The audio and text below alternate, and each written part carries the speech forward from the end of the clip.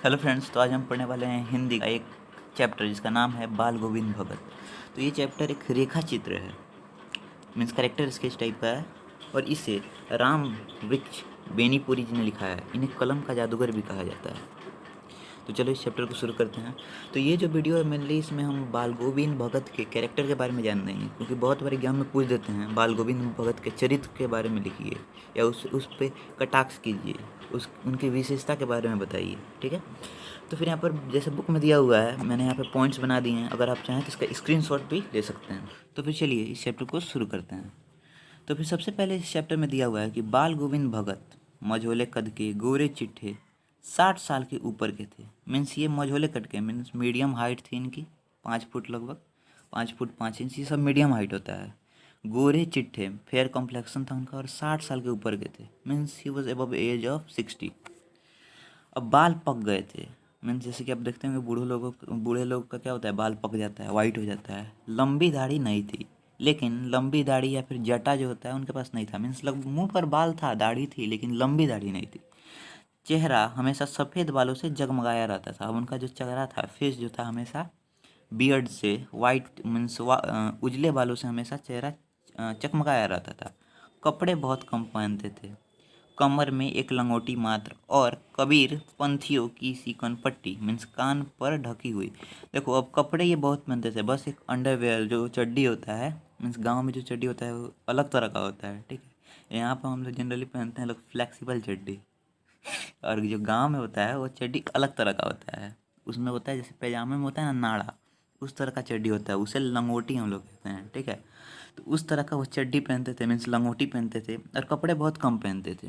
और सिर पर कबीर पंथी मीन्स कबीर जिस तरह का टोपी पहनते थे, जो कान को ढका हुआ, इस तरह का उनका कबीर का जो ये था टोपी था, वो था कुछ इसी प्रकार का था, और उससे कान ढका रहता था। मीन्स कान पर ढकी हुई टोपी वो हमेशा पहनते थे।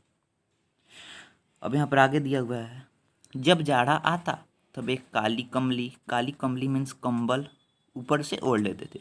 और जब जाड़ा आता था, ऐसे तो बस चड्डी पहन के घूमते रहते थे, लेकिन जब जाड़ा आता था तो एक काली कंबल ऊपर से ओढ़ लेते थे। अब यहाँ पर आगे दिया हुआ है, मस्तक पे हमेशा चकमकाता हुआ राम नंदी चंदन जो नाक के छोर से शुरू होता है। अब जैसे आप दिन जनरली औरत लोगों को देखें होंगे, मान लो ये नाक है, ठीक है, तो यहाँ से चंदन करते हैं। ठीक है, मीन्स सिंदूर टाइप का। तो उसी तरह से राम नंदी चंदन हर समय ये किए रहते थे, जो नाक के एक छोर से शुरू होता था। अब गले में तुलसी की जड़ों की एक माला। अब देखो, गर्दन में, गले में तुलसी की माला, इस तरह का, उस लकड़ी के आकार की होती है वो माला, लकड़ी की जैसे ही होती है। ठीक है, बेढौल सी होती है, उस तरह का एक माला वो पहने रहते थे। अब कितने लोगों को इस मीन्स ये जो मैंने रेखा चित्र बनाया, कैरेक्टरिस्टिक बताया, उससे आप लोगों को लगेगा ये साधु थे, क्योंकि हमेशा एक लंगोटी पहने रहते थे, माला पहने रहते थे, चंदन लगाए रहते थे। ठीक है, वाइट कलर का दाढ़ी रखते थे। मीन्स अब कितने लोगों को लगेगा ये साधु थे, लेकिन नहीं, मैं साफ कर देता हूँ, ये साधु नहीं थे। यह जो थे, ये एक गृहस्थ व्यक्ति थे, he was a family man.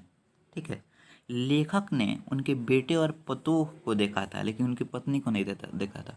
अब जो हमारे लेखक हैं, यहाँ पर आप देख सकते हैं, जो लेखक है राम वृक्ष बेनीपुरी जी, ये इन्होंने बाल गोविंद भगत की पत्नी को नहीं देखा था, उनके बेटे और पुतोह को देखा था। मीन्स बेटे और बेटे की पत्नी को देखा था।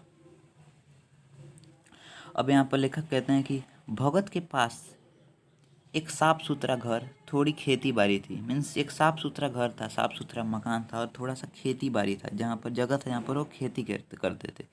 लेखक के अनुसार बाल गोविंद साधु थे। अब यहाँ पर लिखा हुआ है, लेखक ने यहाँ खुद लिखा है कि वह साधु नहीं थे, लेकिन लेखक के अनुसार वो साधु थे। अब साधु क्यों थे, कई बार एग्जाम में पूछ लिया जाता है कि लेखक ने खुद ही कहा है कि बाल गोविंद साधु नहीं थे, लेकिन आगे आने वाली पंक्तियों में उन्होंने पूछा है, बताया है कि बाल गोविंद उनके अनुसार साधु थे। ऐसा क्यों, ये 3 नंबर के क्वेश्चन में पूछ लिया जाता है, और इसका उत्तर लिखता है 40 से 50 वर्ड में देने के लिए। अब देखो यहाँ पर क्यों, क्योंकि बाल गोविंद भगत साधु की सभी परिभाषा में खड़े उतरने वाले थे। अब ऐसा क्यों, क्योंकि बाल गोविंद भगत एक साधु की सारी परिभाषा में खड़े उतरते थे, मीन्स स्ट्रेट उसमें बैठ जाते थे। तो ऐसा क्यों, देखो, भगत कबीर के को साहब मानते थे। Means he was a follower of Kabir. आप कबीर को जानते होंगे, जैसे 9th क्लास में हमने कबीर की साखियाँ पढ़ी है, उनकी दोहे को हमने समझा है, ठीक है। तो उन कबीर के वो फॉलोअर थे, कबीर के गीतों को गाते थे और उनके राह पर ही चलते थे, और कबीर के गीतों को गाते थे, उनके गीतों का अध्ययन करते थे और उनकी राह के पर चलते थे। अब कभी झूठ नहीं बोलते थे। अब देखो, साधु के बारे के इमेज को भी अगर आप देखें तो आपके मन में कहा गया एक सज्जन सा व्यक्ति जो कभी झूठ ना बोलता हो, है कि नहीं। सबसे अच्छा व्यवहार रखते थे, खरा व्यवहार रखते थे। अब साधु जैसा सज्जन व्यक्ति भी क्या करता है, सबसे अच्छा व्यवहार रखता है, किसी से कुटिल व्यवहार नहीं रखेगा। दो टूक बात करते थे, मीन सीधा सीधा बात करते थे। अगर किसी से कुछ बात कहना हो तो मुंह पर एकदम सीधा सीधा बोल देते थे। अब घुमा फिरा कर ये नहीं सोचते थे कि किसी अच्छा लगेगा किसी बुरा लगेगा, सीधा सीधा बात करते थे एक साधु की तरह। बिन मतलब पंगा नहीं लेते थे।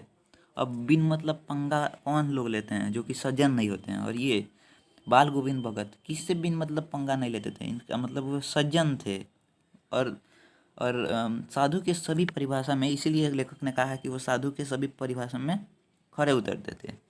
किसी के चीज़ को बिना पूछे हाथ नहीं लगाते थे, ठीक है। अब किसी का कोई भी चीज़ है, उसे बिना पूछे, हम लोग जैसे कि क्लास में होता है तो बगल में पेन रखा हुआ है, हम लोग फटाक से ले लिए बिना पूछे। लेकिन ये जो बाल गोविंद भगत थे, ये किसी की भी चीज़ को बिना पूछे हाथ नहीं लगाते थे। और कभी कभार इस सिद्धांत को उस हद तक ले जाते थे कि लोगों को आश्चर्य होता था, कौतूहल होता है, ठीक है। और कभी दूसरों के खेत में शौच नहीं करते थे। अब देखो, यहाँ पर एक फ़नी पॉइंट मैं बता रहा हूँ। आप जब कभी विलेज में गए होंगे तो आपने बहुत बार, या कभी आप ट्रेन से गए होंगे तो आपने बहुत बार देखा होगा लोगों को इस तरह से खेत में बैठ के बाथरूम करते हुए, ठीक है। तो जनरली उनका खेत नहीं होता है, किसी और के खेत में वो चले जाते हैं इस प्रकार का लोटा लेके, और वहाँ पे पूरा काम कर देते हैं। लेकिन ये जो बाल गोविंद भगत थे, ये ऐसा नहीं करते थे, ठीक है। ये अपने ही खेत में मीन्स शौच करते थे, बाथरूम करते थे, पोटी टॉयलेट जो भी हो अपने खेत में करते थे। और लोग जैसा नहीं जो किसी के खेत में जाके कर दिए काम ठीक है। तो ये वीडियो यहीं पर ख़त्म होता है, नेक्स्ट वीडियो में हम आगे का पढ़ेंगे। Thank you.